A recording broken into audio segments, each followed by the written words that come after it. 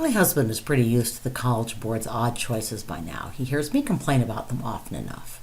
But when I told him that we had only one Impressionist painting on the list, he was genuinely shocked. Those are the paintings people flock to museums to see. They help keep art museums open, he sputtered. Well, I agree with him, no surprise. But I also worry that for just this reason, it's hard to look at Impressionist paintings with the eye of an art historian. We know them too well. They're too pretty, and for us they've lost all power to shock. You'll feel shocked, I predict, by some of what we'll see in our final unit. But from our 21st century perspective, it's hard to see why the Academy turned its nose up at the Impressionists, why these artists needed first a salon de refusés and then their own Impressionist exhibits. The term Impressionist takes its name from this painting by Claude Monet. It was intended as an insult, not a compliment, but the school of painters loosely associated with this term embraced the name and gave it to the exhibitions they held for their salon-rejected paintings. In this painting, which is also not a required work, though it is our required artist, we see the most characteristic feature of Monet's painting, the preoccupation with capturing a precise moment of space and time with its peculiar light and the colors that this light produces. And it's really because the world was moving so quickly, because change was the order of the day in the late 19th century, that Impressionists sought both to freeze change in a moment and to capture change over time. Alas, we're going to have to move all too quickly through the Impressionists, but let's see a little more Monet in this introductory clip from our friend Sister Wendy. Note that she kicks off with Olympia and Monet's leadership of this new artistic movement.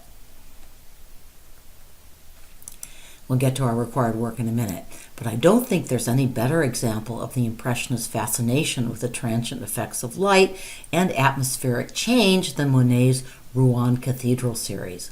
Monet painted more than 30 views of the cathedral at different times of day, in different light, and in different weather. The building itself, while ornate, is very solid, but in Monet's painting it dissolves into light and atmosphere. So let's turn to our first required work and hear 4 interesting impressions. Sorry, I couldn't resist, from our student presenter. So I'm often going to add a few comments with the understanding that I don't know what observations the student presenter actually made. For this work, I'm just going to flash a couple more paintings in the series. This is not a required work, but I really wanted to include another Impressionist painting, and this is a favorite. If the application of color in Impressionist painting sometimes seems a little random, it's not. Impressionists benefited from advances in optics and color theory. They understood that white light was made up of all the colors in the spectrum, something you've all learned in science class. So the Impressionist artists abandoned the old idea that the shadow of an object was made up from the color of the object with some brown or black added. Instead, they enlivened their canvases with a new idea that the shadow could be mixed from pure hues and broken up with its opposite color. So, for example, the shadow on a yellow surface could have some strokes of purple painted into it to increase its vitality. Let's watch a short video clip that gives some excellent close-ups of this work.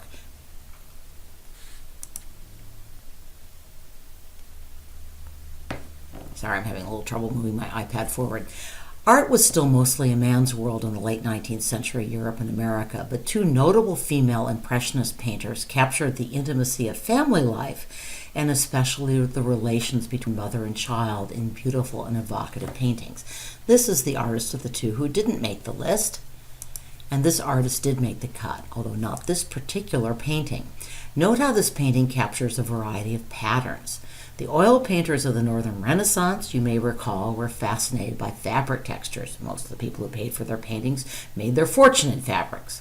Late 19th and early 20th century painters were fascinated with patterns. We'll see this again when we come to Matisse and to Klimt. Mary Cassatt was one of the many artists from this period who was deeply influenced by Japanese woodblock prints. You will recall that Monet was as well. Another painter who drew inspiration from this source was Edgar Degas, a friend and mentor of Mary Cassatt, who has also dropped off the list. Note, by the way, that both Mary Cassatt and Edgar Degas use line more sharply. Again, this is partly a Japanese influence. Okay, one more Degas before we get back to the list. He's most famous for his paintings and sculptures of dancers. Note that while his paintings rely more heavily on line than Monet's, he still captures dappled light with loose brushstrokes. You recognize one of the summary slides. I'm not going to read it because I want to get to our final Impressionist presentation, but you may want to pause to take a few notes. Our next required work and last Impressionist work. Note the technique. This is not a painting. Mary Cassatt was, as you read, committed to creating art that ordinary people could enjoy and afford. Hence the print technique. Do you remember what artists that we studied used the same combination of techniques? Goya in the Disasters of War series. On to our next presenter, and then on to the Post-Impressionists.